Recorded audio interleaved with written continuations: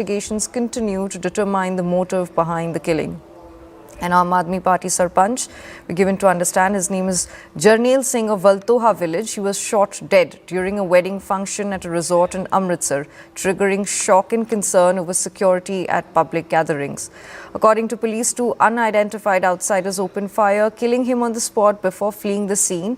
However, authorities say the accused have been identified and arrests are expected soon as investigations continue to determine the motive behind the killing.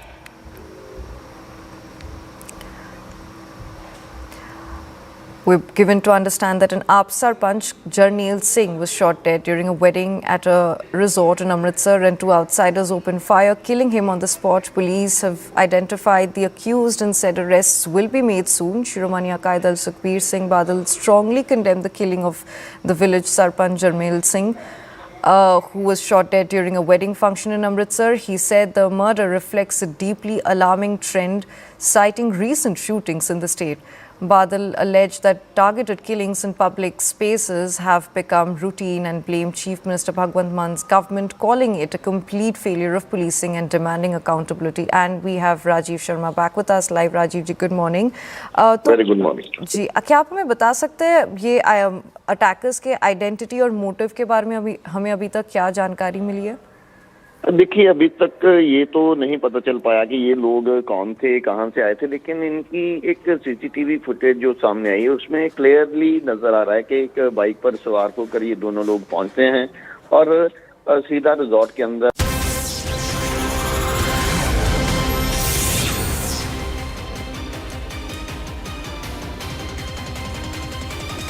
Good morning and a very warm welcome. Thanks for tuning in to CNN News 18. I'm Kritsween Valia, and well, minutes from now, the Supreme Court is set to deliver a key verdict which will answer several questions, including whether Sharjeel Imam and Umar Khalid will walk out of jail or not. We break down that all important story here at 10. First up, the top headlines. Top court all set to deliver verdict on bail pleas of Umar Khalid and Sharjeel Imam and others in the Delhi riots conspiracy case. US President Donald Trump warns India of higher tariffs if it continues buying Russian oil, says Prime Minister Modi knows Washington was unhappy with energy imports. UN Security Council set to hold emergency meeting today after US captures Venezuela President Nicolás Maduro. Prime Minister Modi writes article on Somnath Temple, calls it eternal proclamation of India's soul, refers to Nehru's antipathy, says Nehru was unhappy with the very idea of Somnath being rebuilt. Tense atmosphere in Bengaluru after stones pelted at Hindu procession. Young girl sustained head injury, FIR has been registered. After Indore water contamination, similar incidents emerge in Gujarat and Karnataka, exposing deep failures in potable water safety systems. Convicted rapist Gurmeet Ram Rahim granted 40-day parole, once again his 15th release since 2017. Home Minister Amit Shah sounds poll bugle in Tamil Nadu, attacks DMK over Hindu sentiments during visit to the poll-bound state. Uttarakhand government considers restricting non-Hindu entry into Haridwar as Chief Minister Pushkar Dhami cites need to preserve the city's religious sanctity.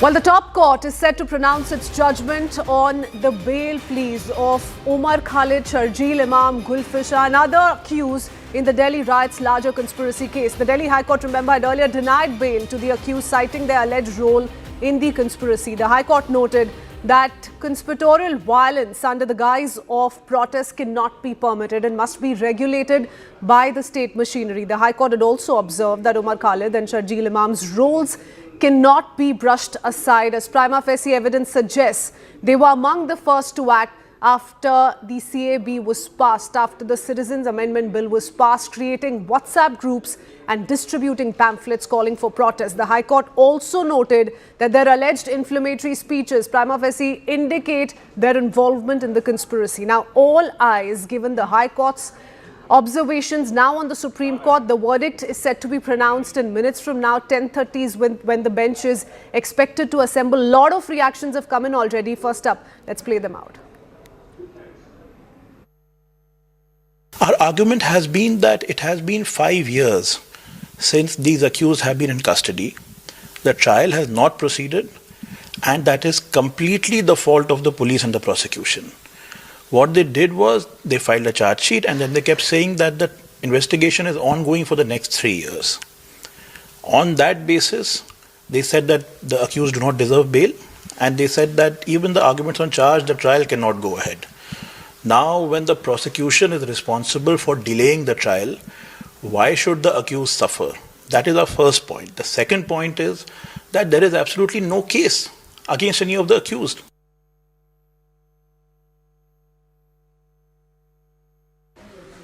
Okay, so those are the reactions that have come in. Of course, a delay in trial is what is being alleged by the legal counsel of the accused in this case. Like I said, all eyes on whether or not Umar Khalid, Sharjeel Imam and other accused will walk out of jail. Will they be finally walking out or not is what remains to be seen. The Delhi High Court observations have been scathing indeed, and we've been keeping up with the charges so far that are being faced against some of these accused. Do remember, it all points to a pre-planned conspiracy all the way goes back to 2020. There are hard-hitting charges that have been made by the Delhi police in this case, and some of those have been admitted to by the Delhi High Court. The top court is set to take it up 5 or 6, almost 6 years into when these arrests first took place, all the way back in 2020. Also, interestingly, coincided with President Donald Trump's visit to India, and that too at length has been spoken of by the Delhi police, remember. So all eyes on the Supreme Court verdict. Aman Sharma, my colleague, is with us in the studio. Aman, tell us what you make of this 5-6 hour, a year-long legal battle that we've seen. The legal counsel at the moment of all of the accused heavily relying on the fact there's been a delay in the trial so far. But tell us of the Delhi High Court observations, of the Delhi police's observations and allegations. What do we make so far as we build up to the hearing today? See, Kritzwin, the charges against Umar Khalid are extremely serious. They are under the UAPA, and under the UAPA, the bail is very, very difficult. You know, there's a very high threshold for bail under the UAPA because it's a terrorist offense. So both the Delhi trial courts as well as the Delhi High Court have denied Umar Khalid bail on these major grounds that this is a UAPA case. Now, what are the charges against Umar Khalid? If you see on the wall here, terrorism and conspiracy. As I was saying, UAPA Section 13, the Unlawful Activities Terrorist Acts Prevention Act. This is basically of conducting terrorist acts, of raising funds for terrorist acts, and for conspiracy. These are extremely serious charges, and that is why we have seen that the lower courts have not granted him any relief. Then also the section of 302, which is murder, section 307, attempted murder, 147, rioting, 148, section rioting with deadly weapons. So these are the sections under the IPC which have been lodged against him for murder and attempt to murder. Then there are other charges. 153A, another very important and serious section because it amounts to promoting enmity between groups, and 120B of criminal conspiracy. So it's a big, I would say, a chart of charges against him. Is also charged under the Arms Act, charged under section 25 and 27 for the alleged use of arms during these anti-CAA riots which happened in Delhi's northwest Delhi. So all these charges together make, I think, for a very potent case against Umar Khalid. Yes, this argument can be made that the trial is very slow, but in terrorism cases, usually trials do take a long time. We have seen even in earlier cases, the trials have taken a long time. Does this qualify him for now bail from the Supreme Court is the million-dollar question, because the Supreme Court invariably in the past has said that bail should be the norm and keeping in jail somebody should be the exception. But in the case of Umar Khalid, since he's facing serious terrorism charges, murder charges, will the Supreme Court grant him bail? Well, we'll know about in 30 minutes from now. Kritzwin. Okay, in 30 minutes from now, let's quickly go across to our team of reporters. Anshul Singh first up joining us this morning. Anshul, tell us what the mood there is. Take us through the scenes that you're witnessing right now as we speak, because all of what we've seen the last 5-6 years, from the first arrest to how the accused have been pointing to alleged delay in trial, arrests one after the other to really prolong that period, all of that is going to be heard by the Supreme Court in just a bit. What are you picking up this morning? Well, yes, the Supreme Court is going to pronounce the verdict on the bail plea that has been filed by all these accused. Remember, yes, there have been allegations that have been put forth from the side of Umar Khalid, Sharjeel Imam and other accused that there has been a delay in trial. But if you look at the facts of this entire case and how the entire case has gone forward, definitely the what Delhi police and even the opinion of the court is that the delay that has happened is because of the frivolous applications that have been filed from the side of the accused as well. The lawyers of the accused have not been able to produce themselves in front of the courts on the selected dates, and that is the reason why that we have seen that there has been a constant delay in this entire case. Talking about the bail plea now, yes, as our colleague Aman mentioned just a few moments ago, that generally in cases what the law says that bail is the right and jail is an exception. But in case of UAPA, the Supreme Court is itself of the opinion that in cases of UAPA, jail is something that is mandatory and bail is an exception. Will the Supreme Court hold that up today? That is something that remains to be seen. Talking about out here at the residence of Umar Khalid, the parents and the family of Umar Khalid have left from here and they'll be reaching the Supreme Court at around 10:30 a.m. They want to hear what the Supreme Court has to say on this entire issue. But the manner in which the investigation has gone ahead, the charge sheets that have been filed, more than 11,000 pages of charge sheet have been filed against all these accused. These charges are actually very, very serious in nature. Not only the larger conspiracy, but also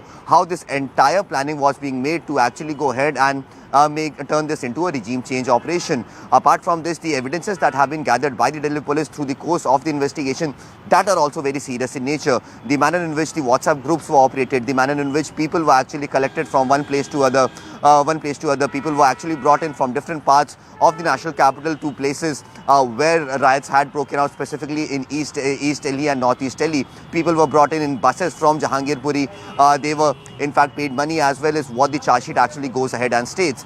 So the manner in which the investigation has gone ahead and the evidences have come forward, that is one of the prime reasons why all these accused have not been able to secure a bail till now. Remember, people like Umar Khalid and Sharjeel Imam have gotten temporary reliefs. They have been allowed to go ahead and attend family functions. Just recently, Umar Khalid was given a bail of 5 to 6 days to go ahead and attend the wedding of his sister. So yes, they have been given temporary reliefs, but the larger conspiracy that was made out to turn this riot into a regime change operation, that is something that has been exposed in the investigation, and that is one of the primary reasons why the lower court and the high court were not able to give him bail. Now, if you go by the law as well and the precedents in UAPA cases, it is very, very clear that jail is mandatory, bail is an exception, and now if at all a bail is granted, or even if the bail is denied, this is going to set a precedence in UAPA cases. So whatever judgment that will come out from the Supreme Court today, this is going to be very, very important, as it will set precedence to other UAPA cases that are being sought after or that are being fought inside the Supreme Court as well. Okay, we're going to keep building up to the Supreme Court judgment, Anshul, for the next few minutes. But thank you so much. Stay on with us. We'll keep coming back to you for more. You spoke of how, interestingly, Indian law has followed, how bail is the norm, jail is the exception through and through. On that note, I do want to go across to our legal guest joining us this morning, Avishkar Singhvi, along with Ashwini Dubey. Mr. Dubey, first up, if I could come to you and ask you, since we're talking UAPA and we're talking what could come off the Supreme Court, we're not going to make any guesses as yet, but what are the key legal standards? Help us understand, especially when the Supreme Court uses these particular parameters in granting bail or not in cases around UAPA. How do they apply here, if at all? Well, first, see, this case is exceptional. This is under the special statute. It's not a normal criminal jurisprudence where the bail is a rule, jail is an exception. That precedent is applied. Here, it is a case, and as noted by the High Court in its judgment, as High Court says, that it's a conspirational violence under the garb of protest or demonstration by the citizens, and which is not permitted. The High Court have very fine, in 133-page judgment, what High Court has says, that the statements and inflammatory speeches made by the Umar Khalid and others do not fall within the ambit of freedom of speech, expression and association. And that's it's in conspiracy, and they have delivered inflammatory speeches on communal lines to instigate a mass mobilization of members of the Muslim community.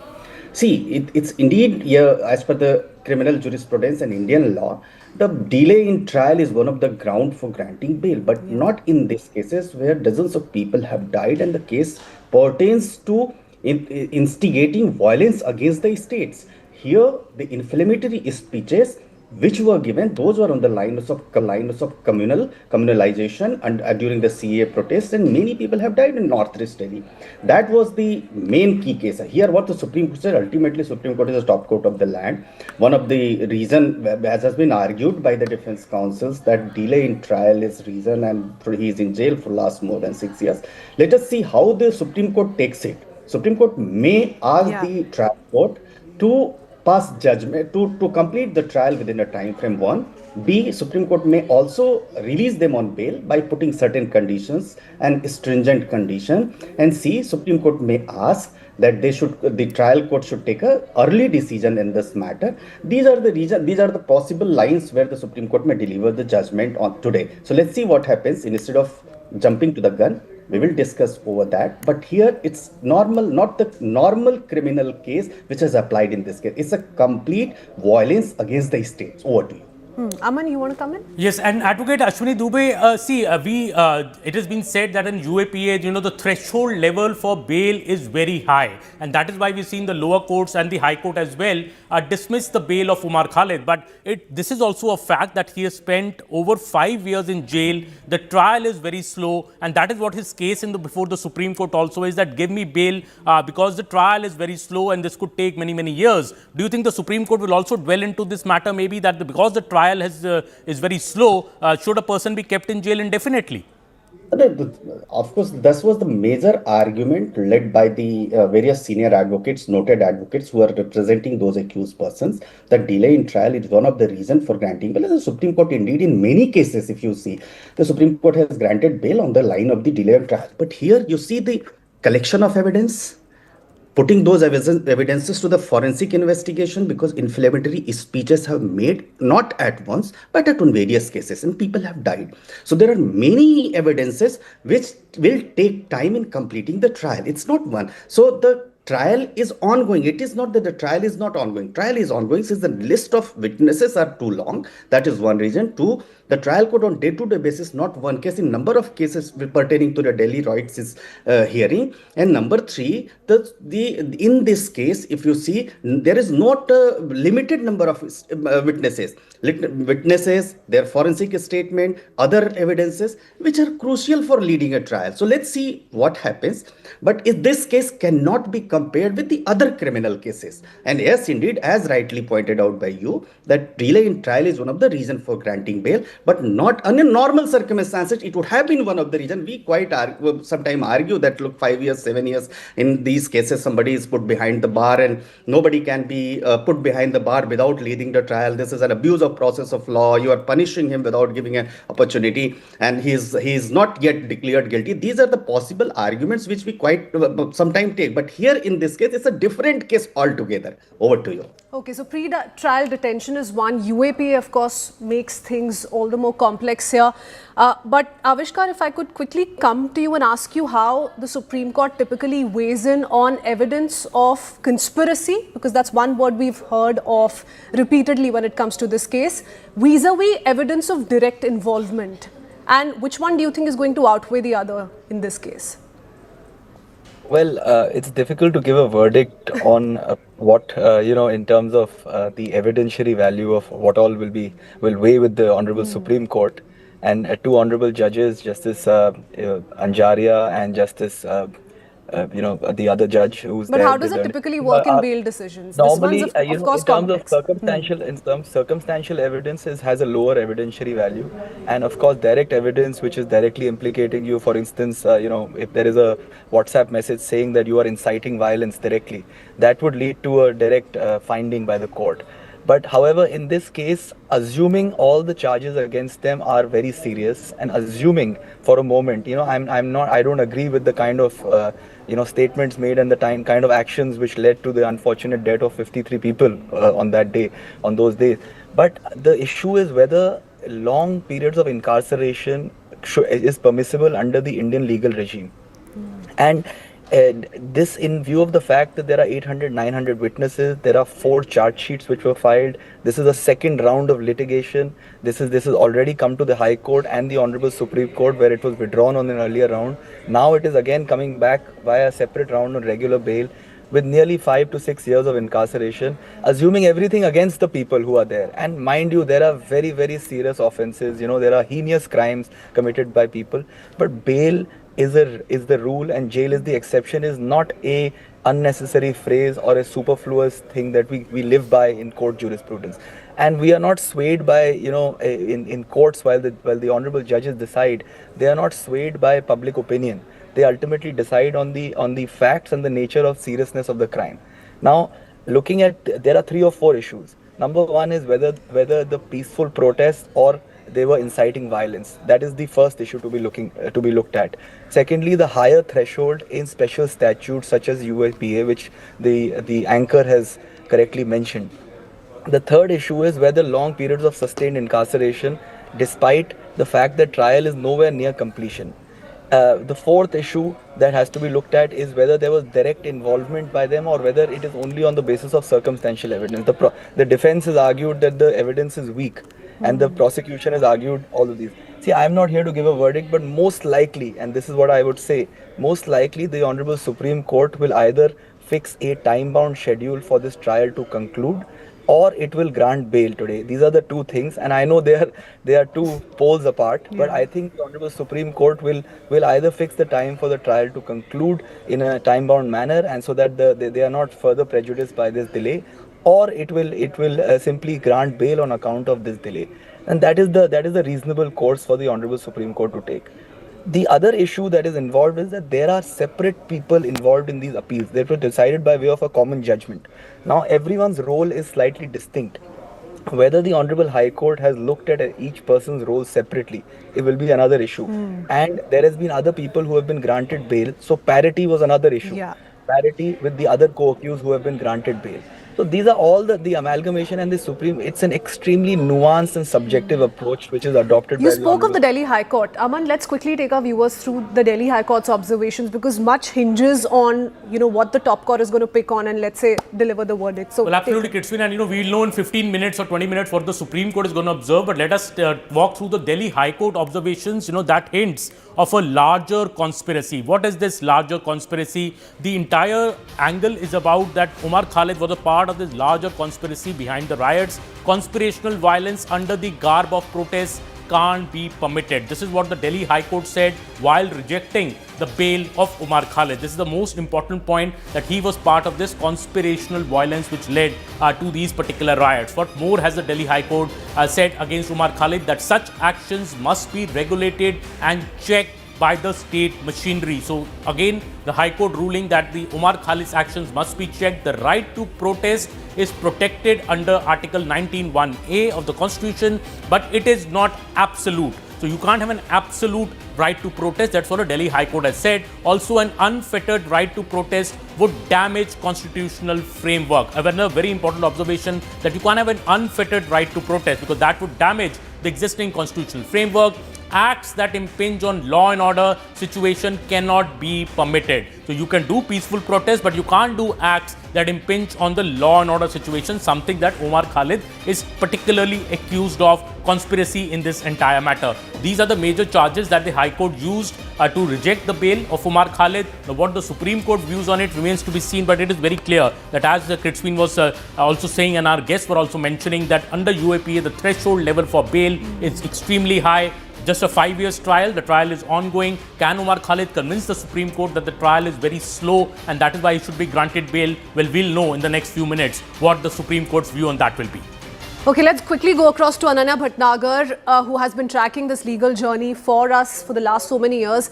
Ananya, take us through what's expected to take place in the Supreme Court. We've been weighing in on all the possibilities with our legal experts who've joined in to the broadcast this morning. But you've been observing the challenges that have been put forth by the Defence Counsel, so on and so forth. How are they primarily challenging the UAP in this case? And what do you make of what's set to take place in minutes from now? Well, absolutely. The most important thing that Umar Khalid, Sharjeel Imam or any other accused in this particular case needs to actually surpass is the bar of 43D2 under the Unlawful Activities Prevention Act, which makes it very, very difficult to actually secure a bail, because you have to satisfy two major things: that the allegations against you are not true on a prima facie level, and secondly that you will not commit such a crime again in the future. And that is something, it's a very, very similar bar to what is there in PMLA, but it's more stringent one as far as the Unlawful Activities Prevention Act is concerned, because it is an act of terror that is against Umar Khalid or Sharjeel Imam, because these are charges of section 1618 of the Unlawful Activities Prevention Act. It was a criminal conspiracy that was hatched by Umar Khalid, Sharjeel Imam and others as far as the Delhi Police's charge sheet is concerned. And if at all we go by the order of the Delhi High Court as far as Sharjeel Imam and Umar Khalid is concerned, the major ground that Umar Khalid and Sharjeel Imam have been mentioning before the topmost court of the country or before the Delhi High Court is that, you know, this is a trial that has been delayed for years. But this is a judgment of Justice Subramaniam Prasad, and a similar judgment being given by a coordinate bench of the High Court in bail plea filed by other accused in this particular case, which goes on to very categorically state that it is the accused persons themselves that have actually delayed this particular trial. What more has the High Court said while denying this particular bail to Umar Khalid and Sharjeel Imam was that, you know, their role cannot be brushed aside. These were the people who acted first as far as the Citizenship Amendment Act was actually passed by the Parliament. Not only that, they were the ones to actually initiate these protests, and the Delhi Police's case completely goes on to suggest that these were these were in fact a plan for violence in the garb of peaceful protest. That is something that Umar Khalid and Sharjeel Imam had hatched, and hence these were the two major conspirators as far as things are concerned, apart from Gulfisha Fatima, who had arranged for chili powders and was instigating the women in Selampur and other areas of the northeast Delhi is concerned. So very clearly all of this has been argued by the Delhi police, but the major point that they have cited as far as this case is concerned and to oppose this particular bail application is that these were not peaceful protests. This was a complete regime change operation that was initiated by these particular person, and hence the bail should be denied to these particular people. Well, absolutely. As Ananya is listing out those charges, but the Umar Khalid side, of course, says that he's a political prisoner. The major allegations against him, the major evidence against him is all call detailed records and statements of protected witnesses. Well, we'll be on the other side of this break. We are counting down to the Supreme Court's pronouncement of the order on Umar Khalid's bail at 10:30. We'll be back on the other side of the break. Don't go anywhere.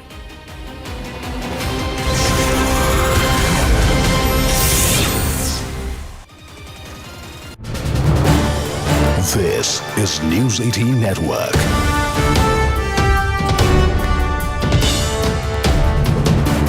India's largest news network. All right, let's shift our focus now. The Supreme Court is set to pronounce judgment on the bail pleas of Umar Khalid, Sharjeel Imam, Gulfisha and others accused in the Delhi riots' larger conspiracy case. The Delhi High Court had earlier denied bail to the accused, citing their alleged role in conspiracy. The High Court noted that conspiratorial violence under the guise of protest cannot be permitted and must be regulated by state machinery. The High Court had observed that Umar Khalid and Sharjeel Imam's roles cannot be brushed aside, as prima facie evidence suggests that they were among the first to act after the CAB was passed, creating WhatsApp groups and distributing pamphlets calling for protests. The High Court has also noted that their alleged inflammatory speeches, prima facie, indicate their involvement in conspiracy. So all eyes are on the big verdict today. And we'll of course take you through the many charges that are against Umar Khalid and Sharjeel Imam and others as well. Let me just take you through what we're looking at here. The charges against Umar Khalid, let's just go through this first. Terrorism and conspiracy under UAPA Section 13, unlawful activities. 16 terrorist acts, 17 charges of raising funds for terrorist acts, and 18 charges of conspiracy. Then murder and violence under Section 302, 307 attempted murder and 107 rioting, 148 rioting with deadly weapons, Other charges include 153A promoting enmity between groups, 120B criminal conspiracy, Arms Act, which was charged under sections 25 and 27 for the alleged use of arms. So these are the various charges that we are looking at against Umar Khalid. So all big eyes on that verdict today. For more on this, we have Ananya Bhatnagar joining us live from the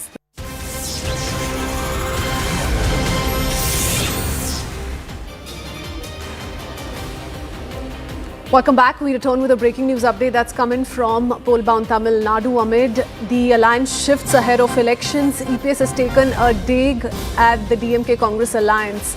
Says the DMK alliance is wavering. It is uncertain whether Congress-DMK alliance will survive until the elections. So that's the latest jibe coming in from EPS, the AIDMK General Secretary, launching the sharp attack on ruling DMK and its alliance with the Congress. I do want to go across to Purnima Murli, who joins us with more details. Expect these kind of political reactions, alliances taking on one another in the run-up to the election scheduled for later this year, Purnima. But how do you look at this, especially given the several conversations that are going on how the future of DMK Congress together looks like a tricky one, given how state leaders so far have come out with the extremely critical reactions?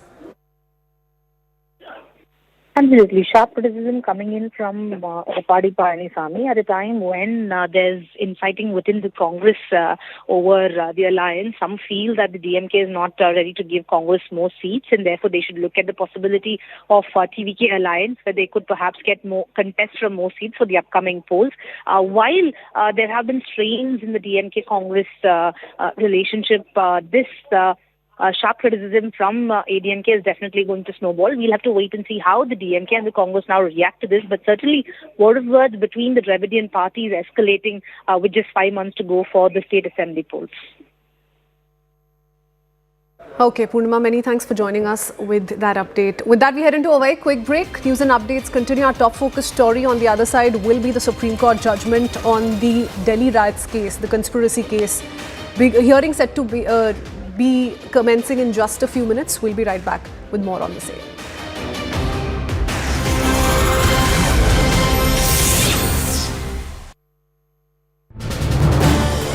This is News-18 Network.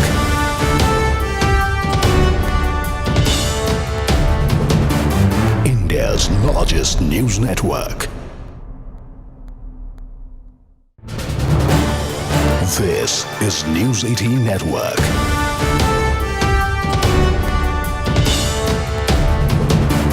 India's largest news network. The other big breaking that we're getting right now, this is an exclusive. There's a shocking spike in recoveries, with the last year recording the highest seizures of IEDs, AK series weapons, ammunition and explosives in past 5 years from Indo-Pakistan and Indo-Bangladesh border. Official data shows the surge in ammunition and AK series arms is unprecedented, pointing to a dangerous build-up of terror logistics. This escalation is particularly alarming. We're given to understand in the wake of two major terror attacks in India, one in Delhi and Pahalgam, suggesting these were not isolated incidents but part of a wider, well-armed terror network. This is the latest that we're getting right now. We're learning of a shocking spike in recoveries in the last year, recording the highest seizure of IEDs. For more on this, we have Ankur Sharma live with us. Ankur, thank you so much for joining me. Please put this into perspective for us. Yes, certainly. So this time in last 5 years, I am talking about since 2020 till 2025 November. So according to the BSF data, which guards Indo-Pakistan border and Bangladesh border, so their official data has clearly show that there is a clear and sustained alarm rise in the recovery of not only arms but also ammunition, IED materials and explosives between these 5 years. In last 5 years, there have been massive spike, and according to the officials, they have also noted a trend which reflects that there is constantly a war-like stores.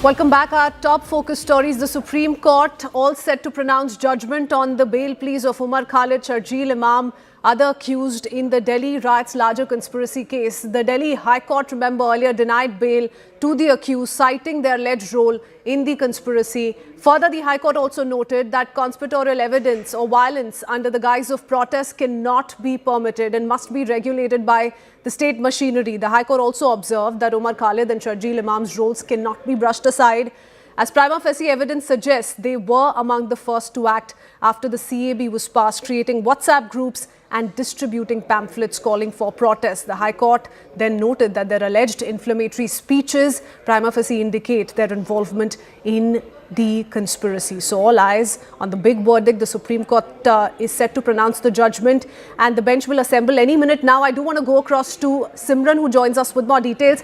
Simran, tell us what you make so far of what we've heard. A lot of legal voices coming in this morning on what could come in from the top court. Nobody's really down to guessing given the crucial sticking points here, including the fact that there are UAPA charges involved in this case, but the defense lawyers have also come out with some scathing allegations through and through the legal proceedings in the case. Over to you for more. Well, absolutely. Over the last 5 years, from the courtrooms to garnering the national and the international, attention, this very case has got the limelight in the case of what really has been transpiring behind the 2020 Northeast Delhi riots. There was a death of almost nearly 53 people. 753 FIRs were registered. It was a huge conspiracy as per the Delhi police that has been submitted in the court, and that is why the contention of the entire matter pertaining to the accused Sharjeel Imam and also Umar Khalid and several others is in fact regarding to. But when we speak of the JNU here at where we are coming from, here at the JNU campus, there have been many instances in the past where we have also categorically reported that even last year as well in the JNU there were protests and clashes that were reported, given the nature of the contention that has come from the ABVP and the SFI and the DSF then had got into the clashes, given that both Sharjeel Imam and also Umar Khalid were depicted as Ravan in the campus. When we speak of how exactly this case is likely to take a huge turn today, given the hearing that goes on, the Delhi High Court on September 2nd had denied the bail on many grounds after listening to both the parties. Delhi police has submitted that this was definitely not an individual protest that the Sharjeel Imam and several others are trying to make it look like, but it was a larger conspiracy, of course, which had a pan-India impact of radicalization, and that is why it is even more contentious and concerning, given many roles of other JNU students and scholars being probed here. And while the arguments from the accused in this case have come from the last 5 years, also go on to show that they have argued that they have not started the trial yet. There is a complete delay in the commencement of the trial, and then also they say that there is no evidence on record that goes on to show that, let alone the speeches made in mobilizing people and in also gathering the support of the people, is directly linked to hatching such a conspiracy. But as the bench just commences and we look forward to what really happens inside the courtroom, what also is another part of the story, very importantly, is what happens at the campus as well. Yeah. There were many meetings that were conducted. Delhi police on record has said many groups, of course, on WhatsApp were made from the students of the JNU itself, and there were also students from the Jamia University as well linked to these protests as well. So there is in fact a heavy contention and also a concern on the larger pretext of what really happens from today, as the bail application has been moved, and now what happens inside a courtroom is largely going to also impact the activity on the ground. Yeah, and as and when we hear from the Supreme Court, Simran, we'll come back to you to understand what the mood on the ground is. For now, we continue staying on with our legal voices this morning. Avishkar Singhvi continues to stay on with us alongside Ashwini Dubey. Also joining us this morning is Mr. Sumit Chandar. Mr. Chandar, your opening remarks, what are your expectations from the Supreme Court? We've all been avoiding any second guessing here, but tell us a little bit about Section 43D5 of UAPA and how that changes the normal principle of bail, not jail, because much is being spoken around this section. See, 43D of the UAPA, that is what it is revolving around today. It clearly says that bail cannot be granted if on perusal of the final report, the court finds that there are reasonable grounds for believing that the accusation against this person is prima facie true. Now, what is the threshold of this 43D is what is going to be decided by the Supreme Court today, to what extent it can go. This provision of law, Section 43D, is the only exceptional provision which says that jail is the rule and bail is the exception, which is normally the other way around. So, since it makes jail as a rule itself, all the court now needs to see is to what will be the threshold of 43D and what will be the extent to which you can assess and call it a prima facie case. Well, absolutely. And Mr. Chandar, you speak of 43D, and also if you look at the police case in this entire matter, they basically say that these riots were not spontaneous, they were pre-planned. In fact, this was an attempt to make the matter international, because then the US President, Mr. Donald Trump, was visiting India. And also this very damning speech, the video of that speech which Umar Khalid made in Amravati, which has also been presented before the Supreme Court during these proceedings on bail. Do you think all these matters together make the case of Umar Khalid very difficult and difficult for him to get bail in these circumstances?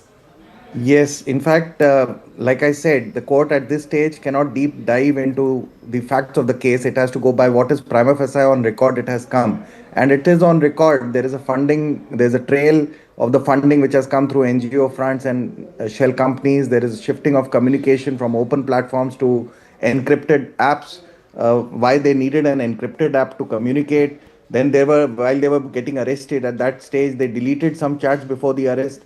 Now, Section 8 of the Evidence Act makes it very clear that conduct is an evidence of guilt. So, if before arrest their conduct is such that they are trying to hide something, that will also be taken into consideration, at least as a prima facie case, which today the Supreme Court will assess and decide the matter on. Okay, Mr. Dubey, the counter side to this, what the defense has been arguing, and they have been reiterating delay in trial. Now, will the court revisit the bail if the trial is not concluded or doesn't begin in a certain time frame? Tell us legally what's followed in cases like these. See, this is the second round of litigation. At the first round, the bail application was withdrawn by the Supreme Court, citing certain reasons and change of circumstances, and this has come here. Now, see, this matter cannot be compared, as I said, that with the normal other criminal cases. Here, Umar Khalid and others have been charged under the Unlawful Activities Prevention Act for unlawful activities, Section 13, terrorist activities, Section 16 to 18, and conspiracy, Section 18.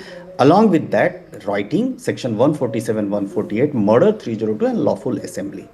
Number two, as Mr. Chandar has rightly pointed out, it's under Section 43D, subsection 5 of the Unlawful Activities Act. This act, the section itself restricts bail for serious offences, stating courts must deny if there are reasonable grounds to believe the accusation is prima facie on the face of it true and based on the charge sheet and the case diary, making bail harder to get than other under criminal law.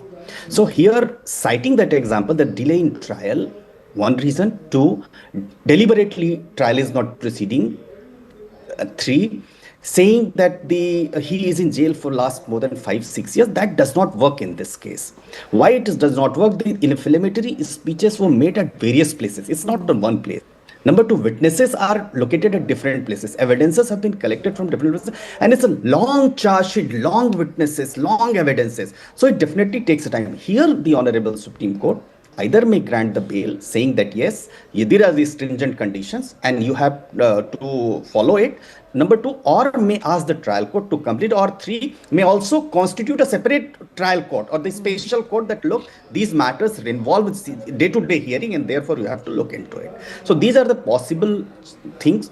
Let's see what the division bench of Honorable Justice Arvind Kumar and Jaria takes a decision in this matter and what the wisdom prevails. But this case cannot be compared with the other criminal cases because it's a larger conspiracy. And our High Court has rightly pointed out. High Court has said that, look, the freedom of speech and expression does not be cited in this case. Here you have made an attempt, the offense against the state, and therefore state is very right in invoking these sections against you. Over to you. Okay.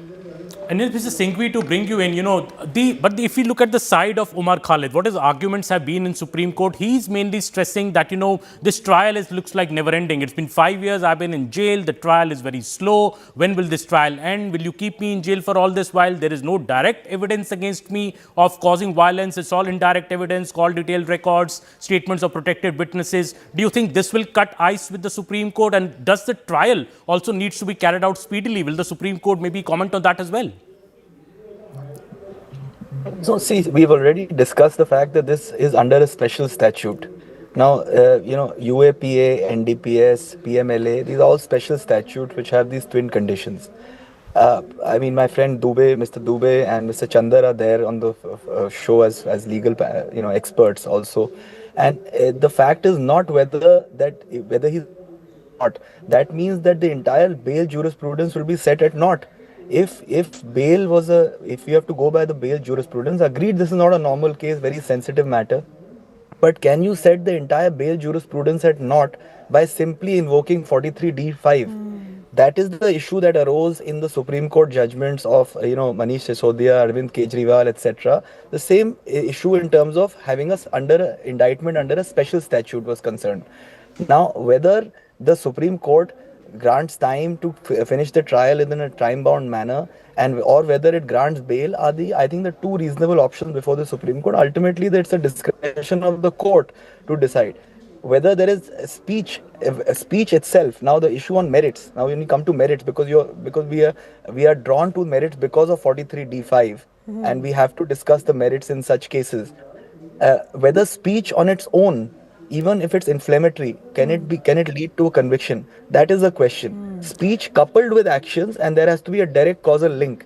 Now that is for the defense to argue in the ultimate trial. The prosecution has all the right to convict them if they feel that there is. But today, to keep them incarcerated for more than 5 years on these allegations which are not finally proved, on the basis that there is prima facie evidence, whether that is the issue that the Supreme Court will decide. Apart from a decision on whether the 43D5 applies, the Supreme Court will also render a finding on the delayed incarceration. That's a very interesting point you make, Mr. Singhvi. Let's bring in Mr. Chandar. On that note, where does the law draw the line, Mr. Chandar, between political speeches and, let's say, criminal conspiracy only under UAPA? See, free speech, as my learned friend Mr. Singhvi has rightly pointed out, that free speech is of course protected under Article 19(1)(a) of the Constitution, and everybody has a right to free speech. But there is a bar, a small bar. That small bar is that where it crosses into an incitement, then it becomes an offense under the criminal law.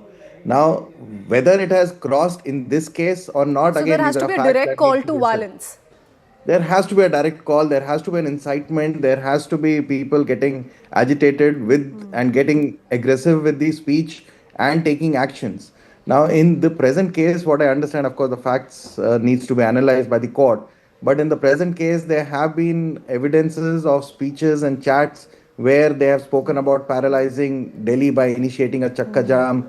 There have been speeches where they talked about blocking essential supplies or cutting critical corridors. Then there are witness statements, very interestingly, which say that, let's stock acid bottles, cover CCTV cameras. Now, if all these things are a entire coordinated, and not only just coordinated, it is the coordinated during the time very clearly when the US president's visit was to take place. So all these aspects will be seen overall, these facts will be considered while deciding the bail in this case. And is it legally possible to prosecute someone under UAPA without proving that they were present there at the moment, at the time of the riots? That's another thing being contended by the defense here. Let us be very clear. This is a stage of bail. The court will not dig deep into the facts of the case, onto the evidence at this stage. It is today only to see whether a prima facie case is made out or not based on the report filed by the prosecution. So that is where we are today. So what will happen, what evidence will come up, and how it will be taken in the conclusion is a separate matter. At this stage, only a prima facie case has to be looked into while deciding the bail. Okay. And the physical absence not enough to negate role in the criminal law. The physical, somebody is not there, and if he's charged with the conspiracy case, so that the physical absence is not a crucial factor to be looked into. So if they say that they were not present here at site, and all these things will not work here because the chats have been discovered and other supporting materials have been discovered. So what tomorrow will happen, we don't know. We cannot be judgmental on this issue. But here, this case, normally in these cases where many people have died, dozens of people died. So the bail, saying that the bail is a rule, jail is exception, even courts look into and does not looks that if this is a normal criminal case. And yes, unless the courts come to the conclusion they are guilty, they cannot be put for indefinite time incarceration. But this case is completely different than the other criminal case. So let's see, after some time the judgment will come, we'll discuss. Gentlemen, the only option here we have is talk legal, and that's what we're left to do before the Supreme Court pronounces its judgment. So we'll come back to the three of you in just a bit, really wanting to understand the mood in the students' community. Simran joins us on the broadcast. Yes, Simran, what's going on there? Well, absolutely, as there is also a larger concern on how the university, the university unions at large, they react, as there is a very emotive atmosphere also that we have also seen in the past when all the accused, including Sharjeel Imam and also Umar Khalid, along with many others, have also applied for the bail as well. There have been several sort of support groups that have come forward. They have taken out their marches also, and they have released their statements. So far in the university, right now there is no such gathering that we see on the ground. The groups are not formed as yet for a protest or anything. They are also at this point of time waiting carefully to what really happens in the court. And I'm being told that in fact many of the JNU student union groups like SFI, their ISA and DSF, they all will be also making a move shortly